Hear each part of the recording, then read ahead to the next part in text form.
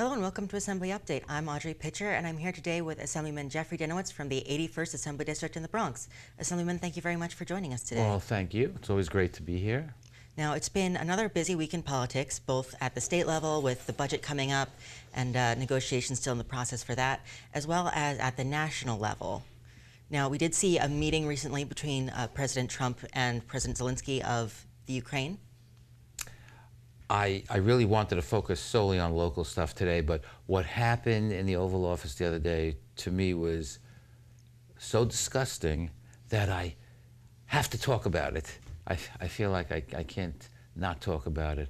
You know, there was a time when having a president in the hip pocket of the dictator of Russia would have been like a national scandal, would have been unheard of. It might have been the plot for a movie. And yet, right now, that's what's happening. It's so clear. I don't know how anybody can argue otherwise.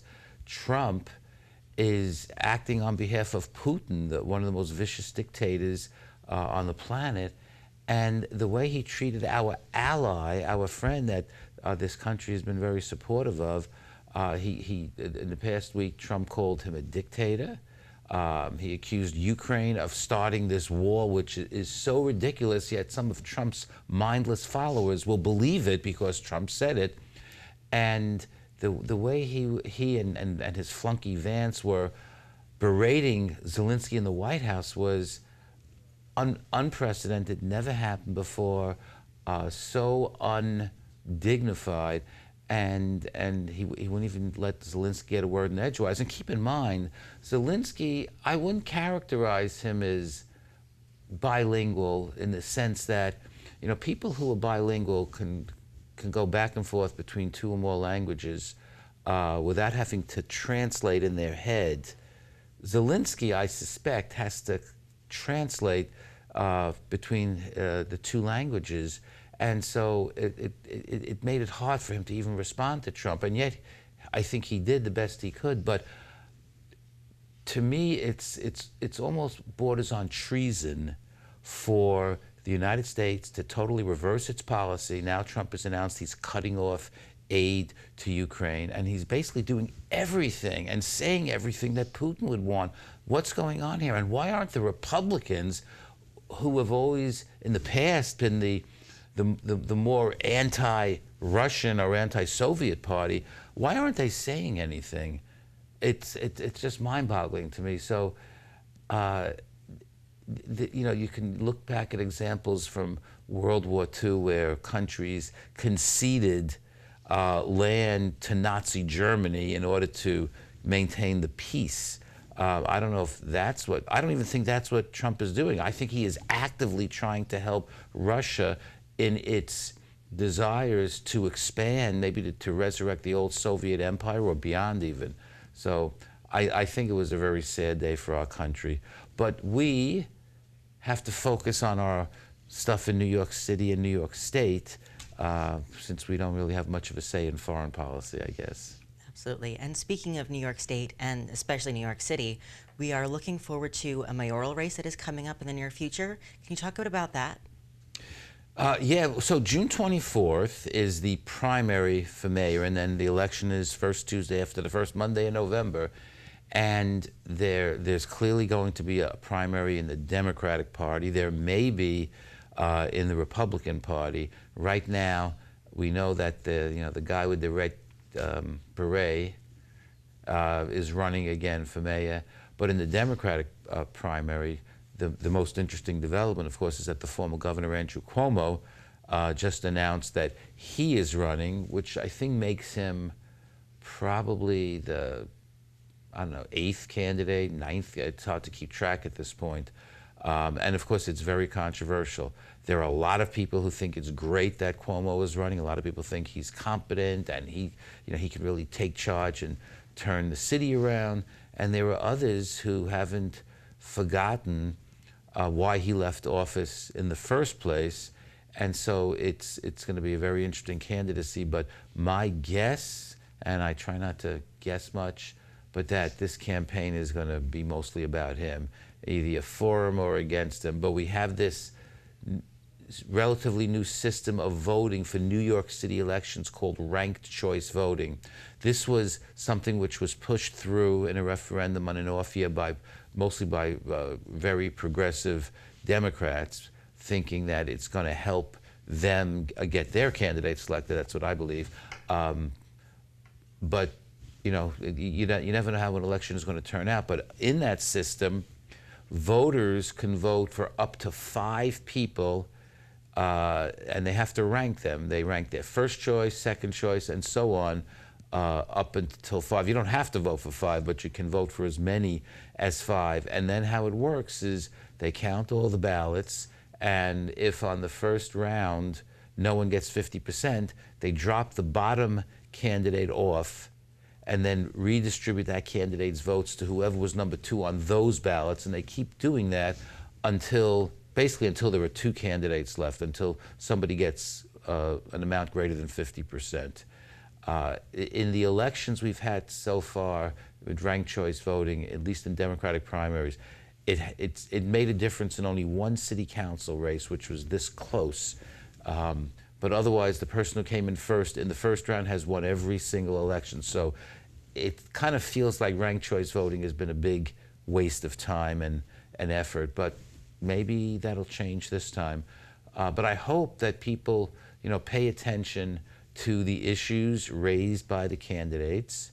And they have, today is March 4th. So, I mean, that's people have like over 3.5 months to think about it. I'm sure everybody's going to be thinking about it every day.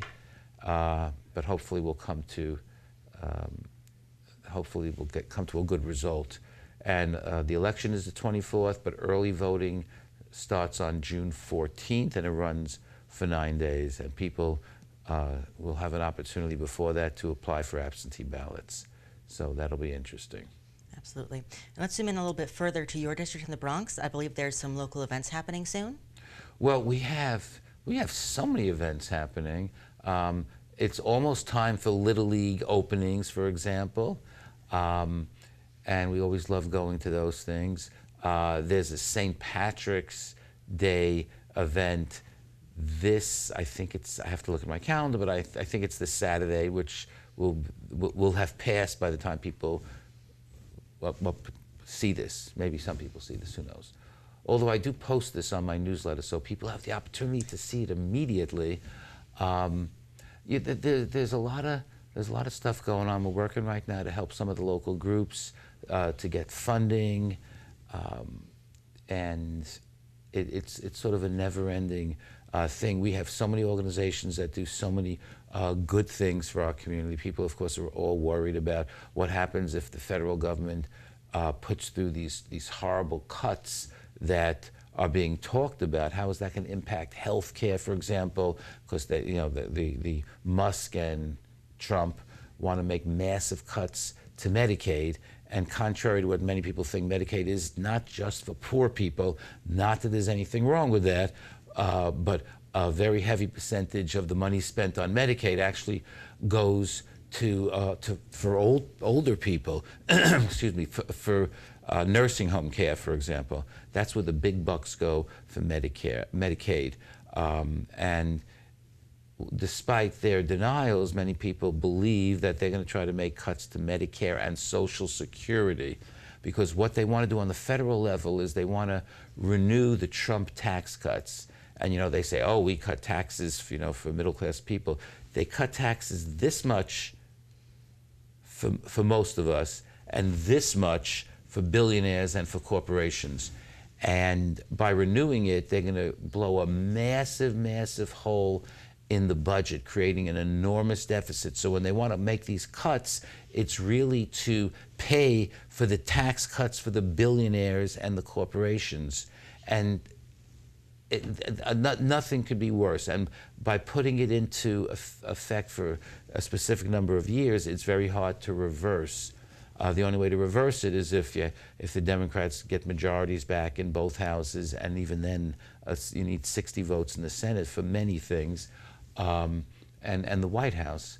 So that's going to have a big impact on our community. They want to abolish the Department of Education. I mean, despite Trump's denials or lies, as the case may be, it looks like they're trying to enact many of the planks in Project 2025. That's what they're doing. And it's one thing after another. I mean, just the other day, he announced that he signed an executive order making English the official language of the United States. And I think a lot of people might like that. Of course, many of those same people had grandparents who didn't speak English. But we've managed to get by in this country for 249 years, a quarter of a millennium, without having English as the official language. And I think the United States has done pretty well during that time. So to want to do that, it's like, to me, it's a smokescreen, it's a diversion tactic to keep people's minds off of the real financial issues that they're doing. They try to make people focus on like stupid things, like making English as the official language, like renaming the Gulf of Mexico the Gulf of America, renaming Denali, reverting it back to Mount McKinley. Because when people debate on stuff like that, fewer people are talking about the real issues which are going to affect us. And all those things affect us in every single one of our districts, whether we live in a wealthy district or a poor district or anything in between. I think overall we're affected if there are enormous cuts to Medicaid, or if they abolish the Department of Education, or if they, Trump was threatening to cut off transportation aid to New York if we don't eliminate congestion pricing. And my attitude is, whether you like congestion pricing or not, you should be opposed to eliminating it just on that basis alone, because we can't be strong-armed by this person in the White House into taking any kind of major action. That's just not the way things should work. And the only way to deal with a bully is to stand up to that bully. So we have a lot of things to do, and we're in the middle of the budget negotiations. And I think that this is going to go pretty well. And if we pass a budget, which we will do, the question is, will any action by the federal government upset the whole thing and we have to go back to the drawing board? Definitely.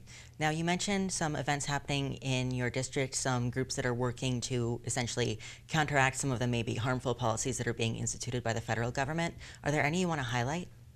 Well, I think the important thing is, and some groups are starting to do this, is to let people know what's going on and what, if anything, we can do. Now, we don't, the political balance is what it is, but it's important for people to be aware and to speak out. And whether that means at a rally, on social media, people have to be prepared to do that. Definitely. Well, thank you very much for joining us, and we look forward to speaking with you again next week. Okay. Thank you.